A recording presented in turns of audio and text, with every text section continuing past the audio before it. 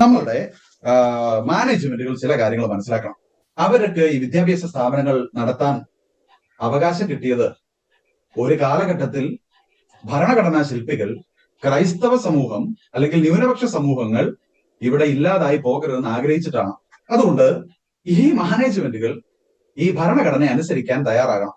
മാനേജ്മെന്റുകൾ കൃത്യമായിട്ട് വിദ്യാഭ്യാസ സ്ഥാപനത്തിന് മുൻപിലെ ബോർഡിൽ എഴുതി വെക്കണം, this is A Christian minority institution. അത് കണ്ടിട്ട് അതിന്റെ അകത്തേക്ക് കയറി പഠിക്കാൻ വരുന്നവർ വന്നാൽ മതി എന്ന് തീരുമാനിക്കണം. രണ്ട്, ഈ ഇൻസ്റ്റിറ്റ്യൂഷന്റെ ഓഫീസിന് മുൻപിൽ ഈ ന്യൂനപക്ഷ അവകാശങ്ങൾ ആർട്ടിക്കിളുകൾ ഒന്ന് എഴുതി വെക്കണം. എന്നിട്ട് ഇത് പ്രകാരമാണ് ഈ സ്ഥാപനം റൺ ചെയ്യുന്നതെന്ന് അവിടെ കയറി വരുന്നവർക്ക് ബോധ്യം കൊടുക്കണം. എന്നിട്ട് അത് അംഗീകരിക്കാൻ അവർ തയ്യാറാണോ എന്ന് ചോദിച്ച് അവരുടെ സമ്മതം മേടിക്കണം. ഇത്തരം കാര്യങ്ങൾ നിർബന്ധമായിട്ടും ഈ ഇൻസ്റ്റിറ്റ്യൂഷൻസിന്റെ ഹെഡ്സ് ചെയ്തേ തീരും. അടുത്തൊരു കാര്യം എന്താണെന്നറിയോ? കർത്താവ് ഈശോ മിശിഹായാണ് ക്രിസ്ത്യാനികളുടെ ദൈവം. ഈ കർത്താവ് ഈശോ മിശിഹായുടെ രൂപം ആ സ്ഥാപനങ്ങളുടെയൊക്കെ മുൻപിൽ ഒന്ന് വെക്കണം.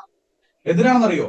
ആ കർത്താവ് ഈശോ മിശിഹായുടെ മൂല്യങ്ങൾക്കനുസരിച്ചാണ് ഈ സ്ഥാപനം നടക്കുന്നതെന്ന് അതിന്റെ അധികാരികൾക്ക് ഓർമ്മിക്കാനും അവിടെ വരുന്നവർക്ക് ഓർക്കാനും വേണ്ടിയിട്ട് അത് ഉപകാരപ്പെടും.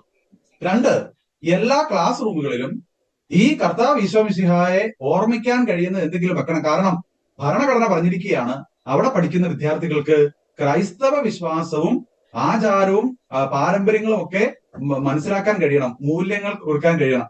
ഏതായാലും കർത്താവ് ഈശോ മിശിഹാ ലോകത്ത് ആരെയും കൊല്ലാനല്ലല്ലോ പറഞ്ഞിട്ടുള്ളത്, സ്നേഹിക്കാനാണല്ലോ പറഞ്ഞിട്ടുള്ളത്. അപ്പോൾ അതുകൊണ്ട് കർത്താവിന്റെ ഒരു രൂപം അവിടെ ആ സ്കൂളിന്റെ അവിടെ ക്ലാസ് റൂമുകളിൽ വെച്ചു എന്ന് വിചാരിച്ച് ഇവിടെ ഇടുത്തി വീടാനൊന്നും പോകുന്നില്ല. അത് കാണുമ്പോൾ ഹാലിളകുന്ന ആരെങ്കിലും ഉണ്ടെങ്കിൽ അവര് അവിടെ പഠിക്കണ്ട എന്ന് തീരുമാനം എടുക്കുകയാണ് വേണ്ടത്. അടുത്തൊരു കാര്യം എന്ന് പറയുന്നത്, നമ്മുടെയൊക്കെ ചെറുപ്പത്തിൽ നമ്മളുടെ ന്യൂനപക്ഷ വിദ്യാഭ്യാസ സ്ഥാപനങ്ങളിൽ വേദപാഠം പഠിപ്പിക്കുന്നുണ്ടായിരുന്നു, മോറൽ സയൻസ് പഠിപ്പിക്കുന്നുണ്ടായിരുന്നു.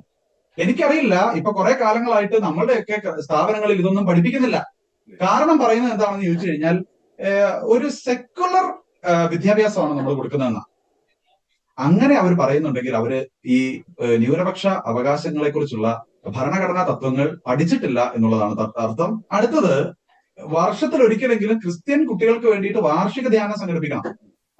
ഒരു മാസത്തിൽ ഒരിക്കലെങ്കിലും ക്രിസ്ത്യാനികളായിട്ടുള്ള വിദ്യാർത്ഥികൾക്ക് ഞാൻ പറയും കുമ്പസാരിക്കാനുള്ള അവസരം കൊടുക്കണം. അവർക്ക് ഒരു വിശുദ്ധ കുർബാന അർപ്പിക്കാനുള്ള അവസരം കൊടുക്കണം.